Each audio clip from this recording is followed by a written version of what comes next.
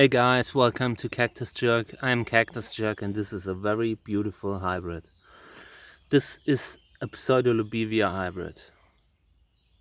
And it's one of the most beautiful ones that I've seen so far. I was in the greenhouse tonight, and when I saw the flower, when I saw it opening, I was really amazed. I was surprised because I honestly didn't expect the flower to be this nice. It's almost glowing, like very interesting coloration. This is the label. So 18A2000 is involved, which is a very amazing hybrid by Andreas Wessner. I got this one as a gift, and yeah, I grafted it. This is a very small plant. Here you can see the plant. It's grafted on a Trichocereus, which brings in lots of energy for flowering.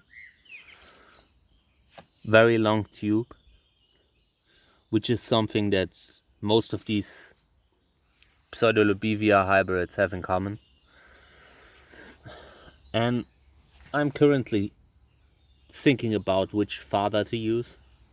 It's either Trichocereus tunariensis, which has a long tube, or a Fladiasan Echinopsis-Lobivia hybrid that's currently opening, and I'll probably go with the latter. Here you can see the flower from the top. This is very interesting, right? It's a very nice coloration. Lovely. I really like this one. This is one of the best Pseudolobivia flowers that I've seen so far. It might even be the best one. Alright, I brought my whole equipment, my set, and I want to collect pollen. Definitely a hybrid that can be used in other Pseudolobivia crosses.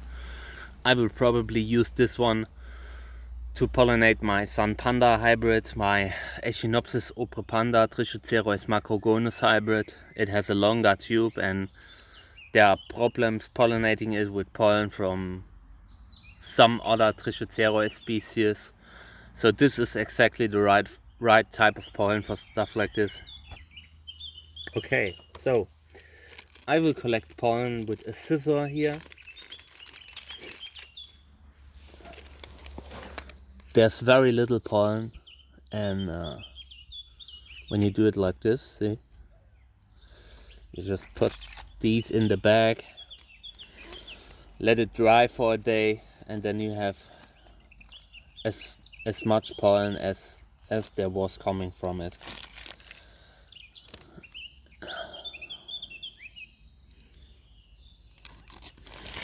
I often do this with Lobivia. Lobivia, Pseudolobivia, they often don't have a lot of pollen. So that's a way to get as much pollen as possible.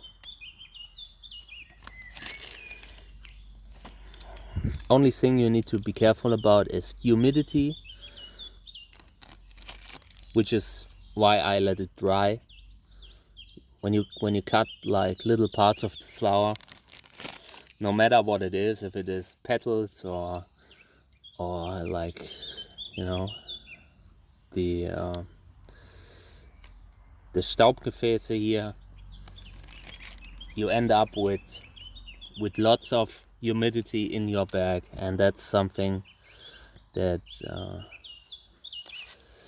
that can reduce the viability of the pollen, and it can kill the pollen right away within just a few days.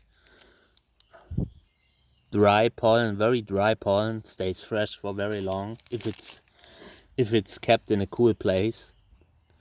When your pollen is wet, it goes down dramatically. Wet pollen can become unviable within just a few days.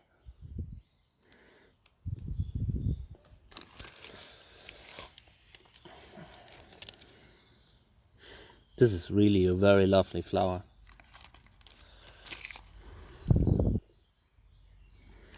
I'm a big fan of Lobivia 18A 2000 by Andreas Wessner, which was involved in this one too.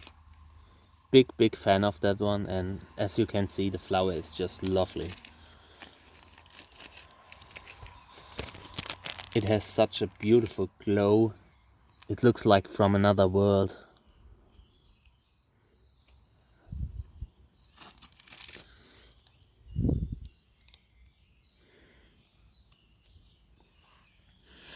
Alright, this is enough. I decided that I will use the Vladiyasan hybrid as fodder for it. I've seen that the flower opened just a little bit, so I will be able to get some pollen from it. So I'll get some pollen and then we will pollinate this one.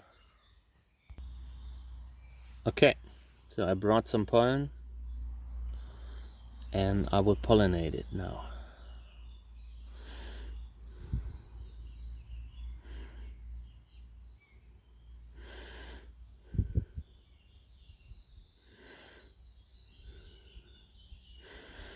It's the first time that Vladi's hybrid is flowering for me, so I'm very happy that I can use it finally. I bought that one 2 years ago or 3 years ago and it didn't flower. So I grafted the plant. And when you graft a Lobivia or Echinopsis hybrid, it usually starts flowering very early, very fast, and that's what happened with that one too. Okay, so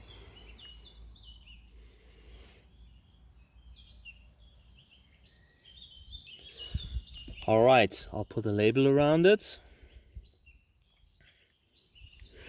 And then I'll close it up with a little bit of cotton and move on to the next flower. Okay guys, thank you for tuning in. If you want to support me, do it at patreon.com/cactusjerk, and you can get seeds at cactusjerk.net. Take care.